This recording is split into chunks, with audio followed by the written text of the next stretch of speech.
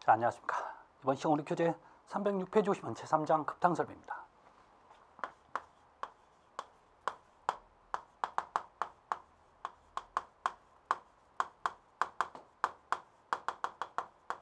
여러분, 급탕이라면 따뜻한 온수를 공급하는 설비를 급탕이라고 합니다. 아셨죠? 자, 그래서 우리 교재에서 이제 우리 급탕에서 봐야 될 내용은 여러분 기본적인 급탕의 방식들에 관련된 얘기입니다. 그래서 자, 급탕의 방식은 크게 개별식 급탕법 3가지와 중앙식 급탕법 2가지에 관련된 얘기를 지금부터 할 겁니다. 자, 이게 가장 기본적인 개념이에요.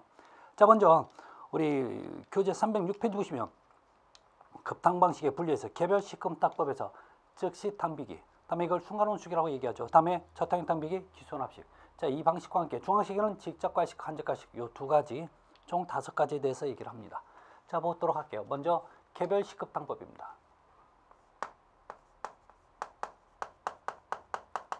개별식 급탕법에서 첫 번째 나오는 게 여러분, 자, 순간온수기 또는요, 자, 우리 교재 즉시 탕비기.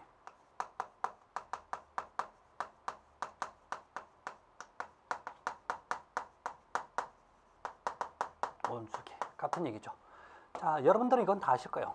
이건 대규모에서 사용부터가 대부분 소규모에서 쓰는데, 자, 여기서 원하는 건, 야, 그러면 너 즉시 탕비기 너는 얼마 정도의 온수를 얻을 수 있냐 라고 물으면 보통 60에서 70도씨 정도의 온수 취득이 가능하다. 이 정도만 여러분 보셔도 큰 문제는 없을 것 같습니다. 그래서 자, 예를 들어서 기본적인 개념을 삼을 때는, 야, 즉시 탕비기는 자, 끓는 물은 못 끓지만 그래도 좀 뜨거운 물은 얻을 수 있어 라는 개념만 보시면 돼요. 두 번째가 저탕형 탕비기입니다.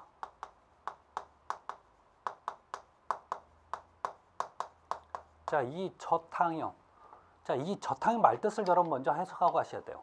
뜨거운 것을 저장하는 형태. 다시 가요. 저탕이라는 얘기는 뜨거운 것을 저장하는 형태입니다. 자, 왜 이런 표현이 나오냐면 즉시 탕비기는 뜨거운 물을 저장을 못해요. 얘는 저장 능력이 있습니다. 그래서 이런 표현이 나오는 거죠. 자, 그래서 자, 이 통이 물통이 있어요. 이 물통이 굉장히 큰데 보일러가 있는데 이 물통에 가열 코일을 설치해줘요. 탭승의 통파이프 같은 거죠.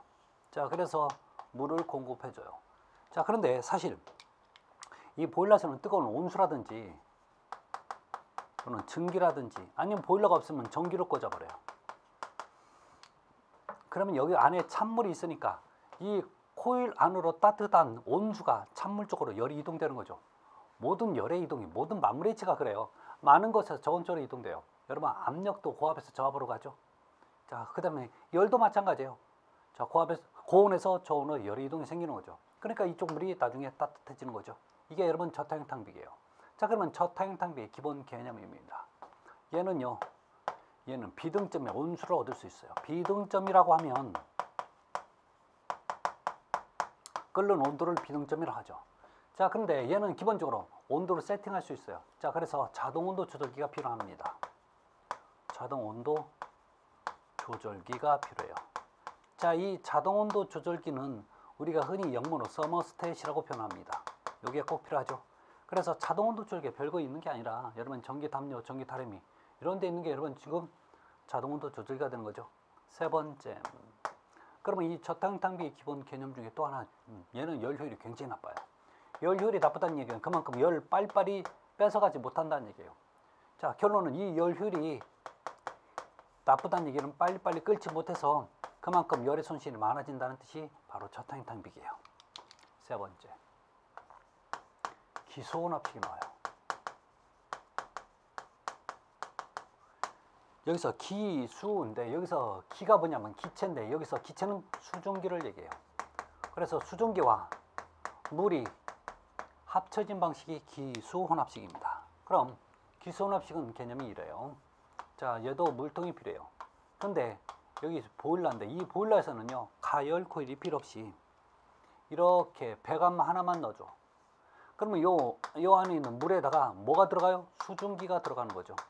수증기가 들어가는데 얘는 수증기는 절대 다시 나갈 수가 없는 거죠. 물 속에 전부 다 줘버려요. 자, 그러면 어떤 특징이 있냐? 첫 번째, 열 효율이 100%에 가까워요. 열 효율이 100%이다. 100%에 가깝다. 그만큼 열 전달률이 좋다는 얘기죠. 이 얘기가 물이 빨리 끓을 수 있다라는 얘기입니다. 자, 두 번째, 자, 이렇게 기소원압식은 열 효율이 좋지만 뭐가 문제냐면 소음이 커요. 그럴 수밖에 없는 게 액체 안에 기체가 들어가면 뽀글뽀글 거리는 거죠. 그래서 소음이 큽니다. 자, 그래서 이 소음이 커서 또는 이것을 제거하기 위해서 쓰는 거 있죠. 이게 바로 스팀 사일렌서예요. 이것을 꼭 설치를 해줘야 되는 거죠. 이게 갭스 급탕법의 가장 기본적인 세 가지 방식에 관련된 얘기입니다. 자, 더 이상 뭐 큰 문제는 없으니까 여러분 잘 보셔야 돼요. 자, 그 다음에 나오는 게 우리가 교재 309페이지 보면 저 중앙식 급탕법이 나와요.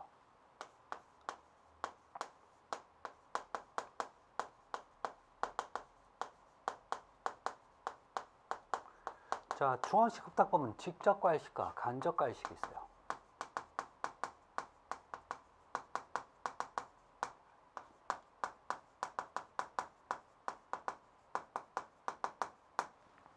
자, 그래서 우리 교재는 이것은 우리 교재 310페이지 보면 중앙식 급탕법과 간접 중앙식 급탕법에서 직접 과일식, 간접 과일식 표 있죠? 그 비교표. 이걸 보시고 정리하시는 게 아주 편할 겁니다. 문제는 그러면 얘들 개념도 삼아에 있어야 되는 거죠. 그러면 직접 과일식은 여러분 이런 개념이에요. 이렇게 솥단지가 있어요. 자, 솥단지가 있는데 요 밑에서 부를 때 그럼 이거 직접 과일식이에요.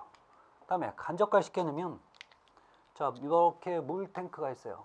자, 물탱크가 있는데 보일러에서 가열 코일을 설치해줘서 이렇게 넣어주면 돼요.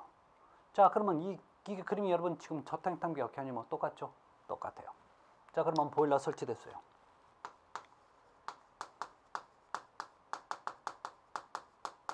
자, 이 개념이 무슨 개념이냐면 너 보일러 지금 우리 온수를 가지고 만드는 그 어떤 방식은 두 가지 있어요. 즉 온수를 사용하는 우리 설비는 두 가지라고요. 하나는 급탕, 그 다음에 난방. 그렇죠? 따뜻한 온수 가지고 요즘 지금 난방도 하잖아요.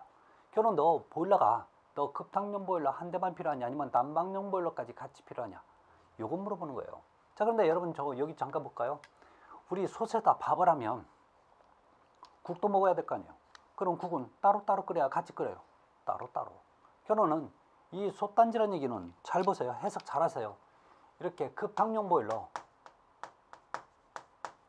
한 대와 난방용 보일러 한 대 필요해요. 그래서 총 몇 대? 두 대가 필요한 방식이 직접 과일식입니다. 그래서 솥단지는 국하고 밥하고 따로따로 해야지 라고 생각하십시오. 그 다음에 간접 과일식은 뭐냐면 난방용 보일러 한 대만 있으면 급탕은 겸용이에요.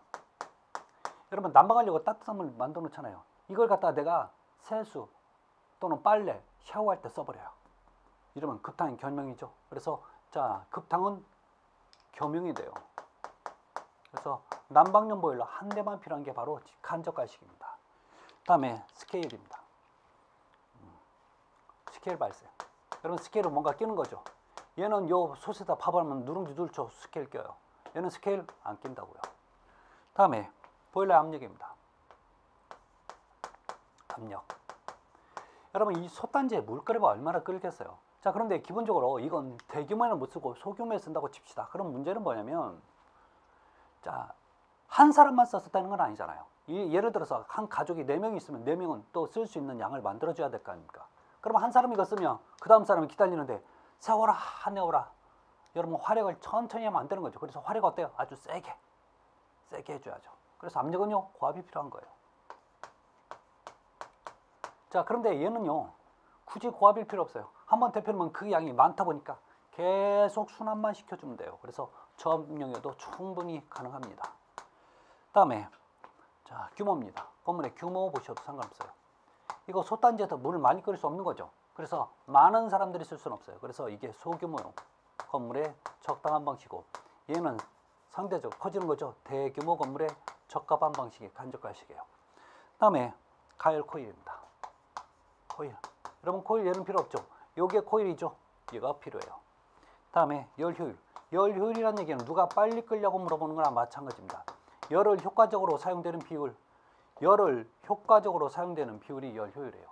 자, 그러면 누가 빨리 끓냐? 결론은 열을 줬는데 빨리 끄는 게 열 효율이 좋은 거예요. 그래서 직접 과일식 열 효율이 좋죠. 이게 좋아요. 왜 빨리 끓어? 이게 나쁘고 얘는 끓으려면 한참 걸리죠. 여러분 이게 중앙식 급탕법, 직접 과일식과 간접 과일식 개념이니까 자, 이게 뭐 크다 작다 이걸 생각하지 마시고 요걸 그림을 해석해서 정리하시는 게 훨씬 편할 겁니다. 다음에 제2절 가면 급탕형 배관 방식들이 나와요.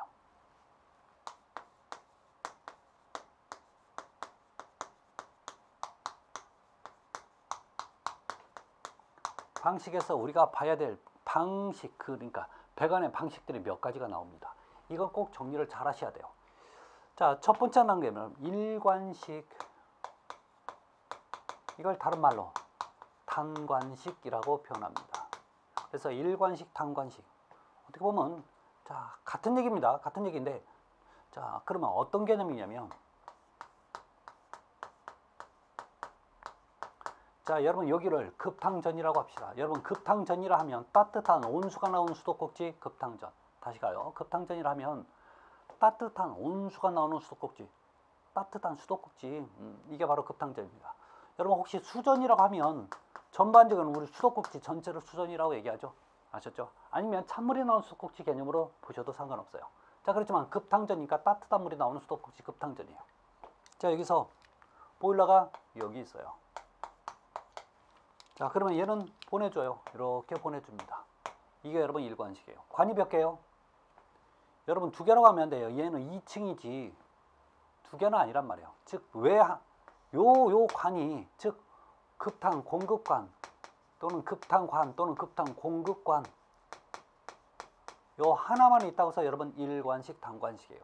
자, 그러면 이 방식은 여러분 댁에 가정용 보일러가 있는 데는 다 요걸 방식을 써요. 자, 이 특징이 뭐예요? 제가 따뜻한 수도꼭지를 튼다고 해서 물이 바로 나오는 거 아니죠. 보일러에서 점화되고 그 다음에 공급해 줄 때 여기 안에 있는 물이 다 빠져나오고 어느 정도 이 관이 뜨거워야 비로소 내가 따뜻한 온수의 느낌을 갚아줄 수 있어요. 그래서 또 일관식, 단관식은 이 길이 제한을 둡니다. 몇 메타요? 15m 이내로 해야 되는 조건을 가지고 있어요. 이게 바로 일관식, 단관식의 개념이 돼요. 아셨죠? 자, 그러면 자, 이게 반대되는, 그러니까 또 다른 개념으로 보는 이관식, 순환식이 있습니다.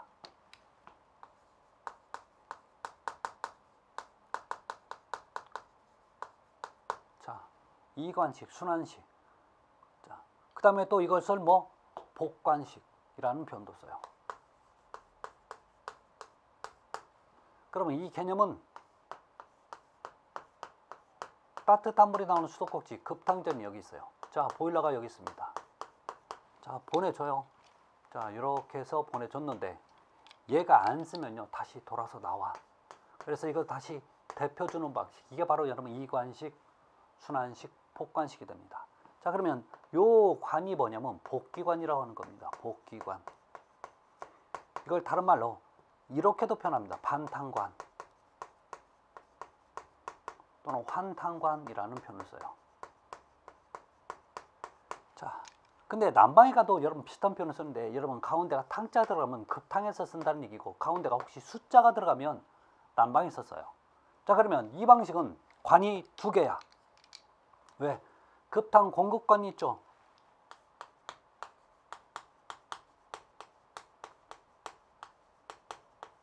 급탕 공급관이 있고 다시 안 쓰면 돌아서 보일러로 나와. 이 다시 복기관이 있잖아요. 관이 두 개라서 해서 여러분 이관식, 그 다음에 복관식, 계속 돈다고 그래서 순환이라는 표현을 쓰는 거죠. 자, 그러면 이 이관식, 순환식은 여기서 요 길이가 우리 일관식 같은 경우는 15m로 규정이 되어 있지만 얘는요 몇백 메타가 될지 또는 몇 킬로가 될지는 아무도 몰라요. 그래서 이관식 같은 경우는 주로 어디에 많이 쓰냐면 우리 지역난방이라든지 또는 중앙난방식 또는 중앙급탕식, 그 다음에 대규모 건물에 많이 쓰는 방식이 바로 이 이관식이에요.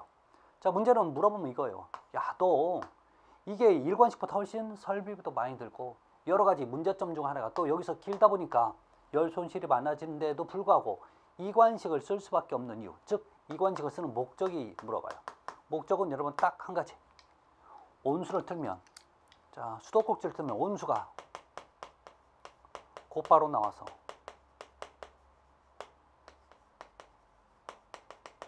이걸 쓴다는 거죠. 그래서 여러분 이 급탕 방식 요 두 가지인데 이제 시작이에요. 아직도 멀었습니다. 자, 더 가야 됩니다.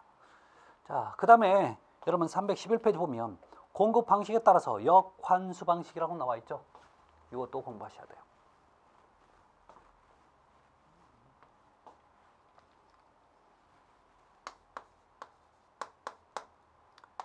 역환수 방식. 이거 리버스 리턴이라고 합니다. 여기서 여러분 리버스란 표현을 여러분 옛날에 왜 미니 카세트에 보면 테이프가 다 돌아가면 거꾸로 돌아가는 방식을 이렇게 써놨죠. 오토 리버스. 결론은 이 오토 리버스라고 하는 것은 이게 다 돌아가면 거꾸로 역회전한다는 얘기예요. 이거 리버스가 그거예요. 거꾸로. 그래서 역이라는 표현을 씁니다. 그래서 역환수 방식. 자, 이 방식은 여러분 환수가 된다는 얘기는 이관식이라는 얘기죠. 복관식이에요. 자, 그런데 이건 자, 지역난방이라든지 또는 뭐 중앙난방식 또는 급탕식. 자, 대규모 건물에서 많이 쓰는데 근데도 얘는 이렇게 급탕이나 난방에도 같이 쓰이는 방식입니다. 지금 우리 급탕 배우는데 난방에도 이 방식을 써요. 자, 그러면 우리 급탕보다 난방으로 설명드리는 게 훨씬 편할 겁니다. 자, 어떤 거냐면 예를 들어서 보일러실이 여기 있다고 칩시다. 자, 그러면 아파트 A동이 있고 B동이 있고 C동이 있어요. 원래는 이렇게 가면 안 되는데 이 리버스 리턴 방식은 이렇게 보내줘요. 자, 보내주면 이 C동에서 나오는 것은 찬물 개념으로 나왔기 때문에 다시 보일러에 환수를 시켜줘요. 그래서 보일러 또 대표서 가. 자, 그런데 여기서부터 중요해요. 만약에 A동에서 나오는 게 여기에 연결되냐면 B동, C동은요 맨날 차가울 수밖에 없어요. 그래서 건너뛰어서 C동에서 나오는 찬물관하고 연결하고 B동도 마찬가지예요. 이렇게. 자, 원래는 여러분 바로 이렇게 가야 되는데 이걸 다시 한번 거꾸로 돈다고 그래서 역이라는 표현을 쓰는 겁니다. 아셨죠? 거꾸로 돈다고 그래서 이게 바로 역환수 방식, 리버스 리턴입니다. 자, 물어보는 건 이거예요. 간단해요. 왜 쓰냐? 그 목적을 물어봐요. 그러면 이걸 쓰면 뭐가 좋냐면 A동에 들어오는 온수, 자, B동에 들어오는 온수, C동에 들어오는 온수의 온도가 일정하게 유지가 돼요. 그래서 온수를 또는 온수의 온도를 균등히 골고루 공급하기 위해서 이 쓰는 게 바로 역환수 방식입니다. 자, 그러면 예를 쓰면 또 좋은 점이 뭐냐면 A가 보일러 가는 길이까지, B동이 보일러에 가는 길이까지, C동이 보일러에 가는 길이가 A, B, C동이 그 배관의 길이가 전부 다 같아져요. 그러다 보니까 서로 압력이 일정하게 유지가 되는 거죠. 그래서 뭐 A동으로 가는 그 뭐 온수의 양이라든지 B동, C동으로 가는 양이 똑같아질 수밖에 없는 그런 특징을 가지고 있는 게 역환수 방식입니다. 그래서 자, 그렇게 좀 정리를 하시고, 자, 그 다음에 봐야 될 게 여러분 312페이지 보면 급탕배관의 시공이 나옵니다.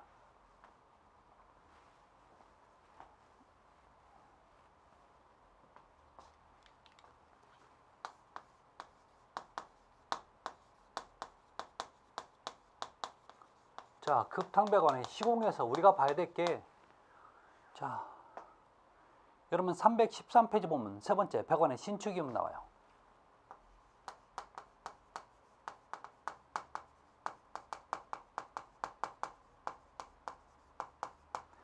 자, 배관도 여러분 늘었다 줄었다 할 수밖에 없어요.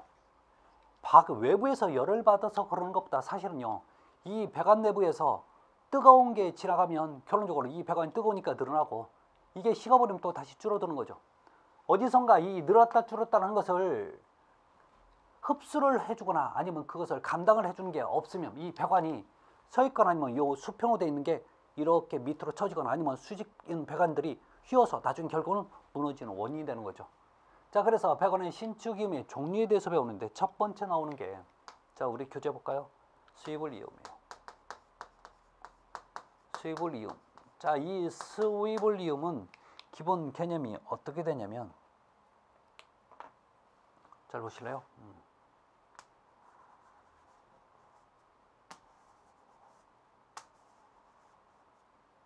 자, 우리가 배관을 굽힐 때 사용되는 재료 중에 대표적인 게 여러분 엘보예요.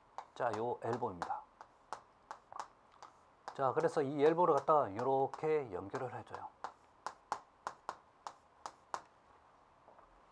배관 완성됐죠. 자, 그러면 만약에 이쪽 배관이 뜨거워서 늘어나잖아요. 이 부분이 조금 이렇게 휘어져. 자, 요게 늘어나면 조금 이렇게 휘어지는 거죠. 이걸 뭐라고 얘기한다고요? 스위블리움. 자, 여기서 스위블리움은 그 특징이 뭐냐면 자, 얘는 반드시 엘보를 사용하는데 90도 엘보를 사용합니다. 90도 엘보를 사용하는데 최소 2개 이상 사용을 해요.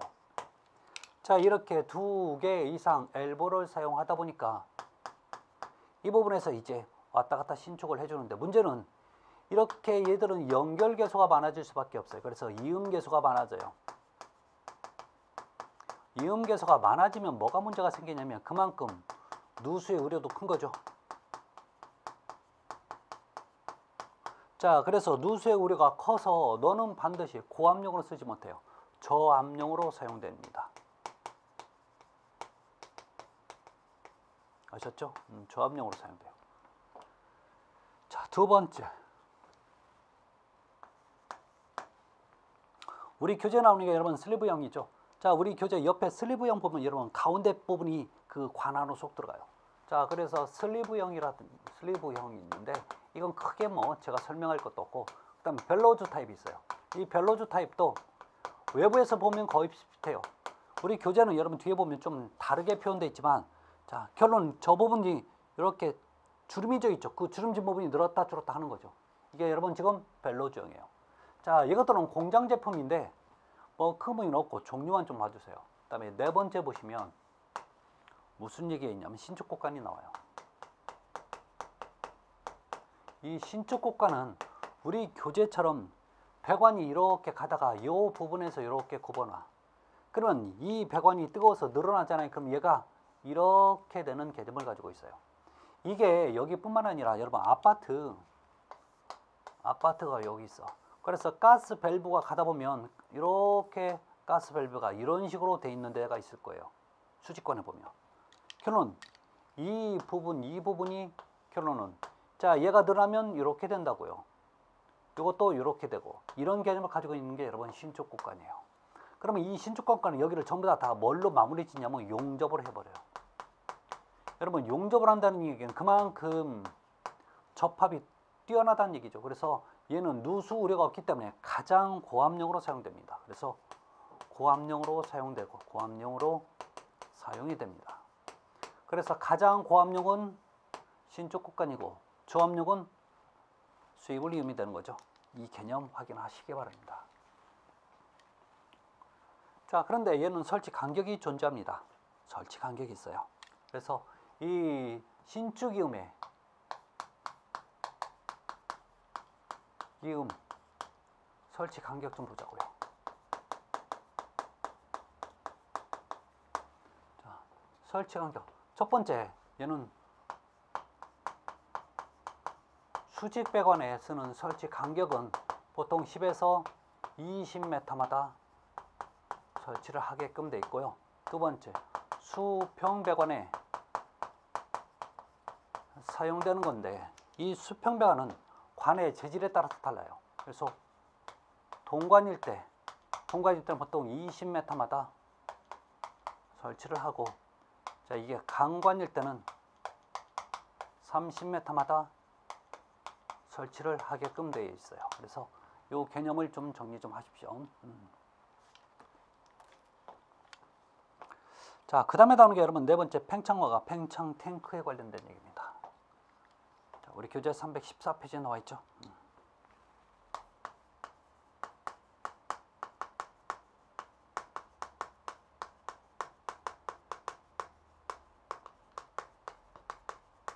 이 팽창관과 팽창 탱크는 기본적으로 여러분 어디 보시면 많이 나와 있냐면, 이게 우리 지금 여기서 급탕에도 보이지만 이게 난방에서 똑같이 같이 써요. 자, 난방에서도 같이 씁니다. 즉 온수난방에서 같이 쓸 거예요. 문제는 이 팽창과 팽창 탱크는 옛날에 여러분 연탄 보일러 있죠? 연탄 보일러 보면 이거 쉽게 이해하실 수 있어요. 자, 문제는 우리 젊은 분들은 분명히 연탄 보일러 본 적이 없어서 좀 어려울지 몰라도, 기본적으로 개념을 좀 이렇게 삼습니다. 그래서 옛날에 연탄 보일러 이렇게 보시면 이런 박스, 그래서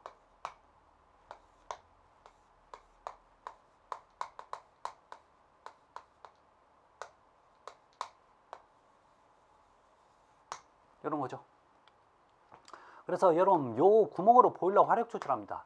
이 화력 조절이 안 되고 방이 너무나 뜨거우면 위로 물이 확 솟죠. 결론은 여러분 요 물탱크가 여러분 팽창 탱크가 되고, 요 물탱크에 연결해준 요 관 있죠. 요렇게 수직관, 이 관이 팽창관이 되는 거예요. 자, 그러면 먼저 팽창관 좀 보도록 할게요. 여러분 팽창관입니다.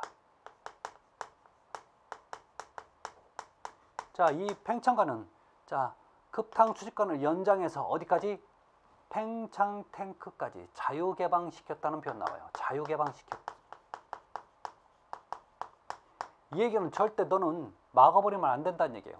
그래서 여러분 팽창관에서 잊지 말아야 될 얘기 중에 하나가, 야 너 이 팽창관은 도중에 절대 밸브 설치하면 안 됩니다. 그래서 도중에 밸브를 설치를 금지하는 거죠. 하면 절대 안 돼요. 자, 그 다음에 이제 팽창 탱크에 관련된 얘기입니다. 팽창 탱크예요. 여기다 갈게요. 이 팽창 탱크는 크게 종류를 두 가지로 봐요. 자, 우리 교재에도 나와 있습니다. 저 뒤편에 난방에 가면 또 한번 나오는데, 난방에 가면 이게 사진으로 나와 있는데, 하나는 밀폐식이 있고 하나는 개방식이 있어요. 연탄 보일러에 있었던 건 여러분 개방식이에요. 따라서 팽창 탱크 먼저 밀폐식 볼까요? 이 밀폐식은 어떤 설치 위치에 제한이 없이 어디든지 설치하는데 주로 고온수에 많이 쓰여요. 자, 그래서 온수의 온도는 보통 100도씨 이상 또는 100에서 한 150도씨 정도, 180도씨 정도라는 표현도 나와요. 상관없어요. 여기에 사용되는 건 밀폐식입니다. 자, 그래서 주로 이 정도 만드는, 이 정도 온도를 만드는 보일러는 강판으로만, 강판제 보일러가 사용돼요. 그래서 지역 난방이라든지 또는 대규모 건물에 많이 쓰는 방식입니다. 그래서 얘는 설치 위치에 제한이 없지만, 자, 지금부터 나온 개방식은 설치 위치에 제한이 있습니다. 개방식은 주로 얘는 저온수 또는 보통 온수라고 하는 온수에서 이걸 만들 수 있는데, 자, 보통 얘는 100도씨 이하, 100도씨 미만 또는 80에서 약 90도씨 정도의 온수를 만들 수 있어요. 자, 그러면 우리 얘는 주철로 만든 주철제 보일러에서 많이 사용돼요. 자, 문제는 이 개방식은 설치 위치에 제한이 있다고 그랬죠. 그런데 두 가지로 나눠야 돼요. 하나는 급탕에 사는 급탕용은, 급탕에서는 최상층의 급탕저보다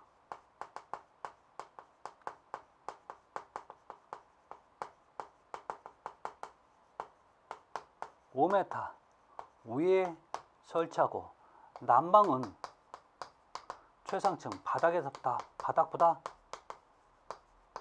1m 위에 설치하게끔 되어 있어요. 자, 그래서 급탕일 때는 여러분 5m하고 난방일 때는 1m 위에 설치해 주는 게 좋아요. 자, 이렇게 급탕이 난방보다 더 높이 올라오는 이유가 뭐냐면, 여러분 급탕이 훨씬 물을 많이 끓여야 돼요. 왜? 이 급탕은 한 번 쓰면 버리는 물이 되지만 난방은 계속 순환이 되기 때문에 오히려 급탕보다 난방이 더 양이 작게 만들어도 상관없어요. 문제는 이게 많다 보니까 물이 끓어도 조금만 끓으면 물이 위로 넘치는 거죠. 만약에 이 물탱크를 갖다가 여러분 밑에다 이렇게 설치하면 조금만 해도 그냥 물이 넘친다고. 따라서 이 높이가 높이 올라가야 그만큼 물이 끓어도 안 넘치는 그런 위치가 되는 거죠. 그래서 급탕일 때는 5m, 난방일 때는 1m. 여기까지는 꼭 정리 잘 하셔야 됩니다. 아셨죠? 네. 이 얘기가 아무것도 아닌 것도 굉장히 좀 중요하고 어려운 얘기가 되는 거니까요. 자, 그래서 자, 기본적인 얘기 여러분 이 정도는 좀 보셔야 됩니다. 그다음에 여러분 315페이지 보면 급탕기구 설치 시 주의사항이 나옵니다. 급탕기구 설치 시 주의사항. 자, 여기서 기본적으로 좀 봐야 될 얘기를 제가 말로 좀 표현할게요. 여러분 잊지 말아야 될 게 뭐냐면, 자, 네 번째 보면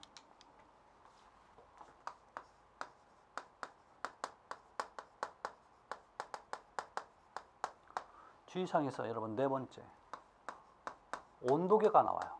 이 온도계는 온도계 눈금이 여러분 기본적으로 어느 정도까지는 있는 걸 써야 돼요. 그래서 최고 사용 온도에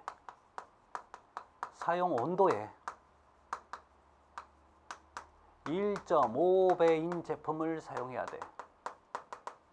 이게 무슨 얘기냐? 내가 최고 사용 온도가 100도입니다. 자, 그러면 이 100도씨가 넘어섰다는 얘기는 어떤 기계에 문제점이 있을 수도 있는 거죠. 근데 제가 100도짜리만 딱 온도계를 갖다 껴주면 이게 정말 120도, 130도 돼갖고 이게 문제점이 있는데도 모르고 우리가 파악을 못하는 거죠. 그래서 여러분, 내가 아무리 온도를 100도짜리 쓴다고 해도 100도까지 쓴다고 해도 이 100도짜리 쓰면 안 돼요. 그래서 최소 1.5배면 150도 예를 든다면 인제품을 쓰라는 얘기죠. 그 얘기였습니다. 다음에 5번째, 여러분 수주 온도계가 있어요. 자, 이 수주라고 하는 것은 물의 압력입니다. 물의 압력. 그래서 물의 압력과 온도를 같이 측정하는 게 수주 온도계예요. 그렇죠? 자, 문제는 야, 너 물의 압력은 얼마까지 압력을 측정하고 온도계는 몇 도까지 측정할 수 있는 걸 써야 되는지 거기에 관련된 얘기입니다. 자, 그래서 우리 교재 316페이지 보면 이렇게 나와 있어요. 수주의 최고 온도, 눈금은 사용 압력의 1.5에서 3배. 자, 물의 압력은 수주를 얘기하는 거죠. 물의 압력은 너 1.5에서 3배인 제품을 쓰고 온도는 무조건 최고 온도의 1.5배인 제품을 쓰라고 나오죠. 아, 이게 여러분 다 똑같아요. 어떤 물의 압력을 측정할 거 물어볼 때 무조건 1.5에서 3배고 온도계를 물어볼 때 무조건 1.5배예요. 아셨죠? 여기 1.5배잖아요. 이거 아직 안 나왔습니다. 아셨죠? 그래서 자, 이 얘기를 여러분 꼭 좀 정리 좀 잘하고 나머지는 여러분 한번 읽어보시기 바랍니다. 자, 이번 시간 여기서 마치고 다음 시간에 뵙겠습니다. 감사합니다.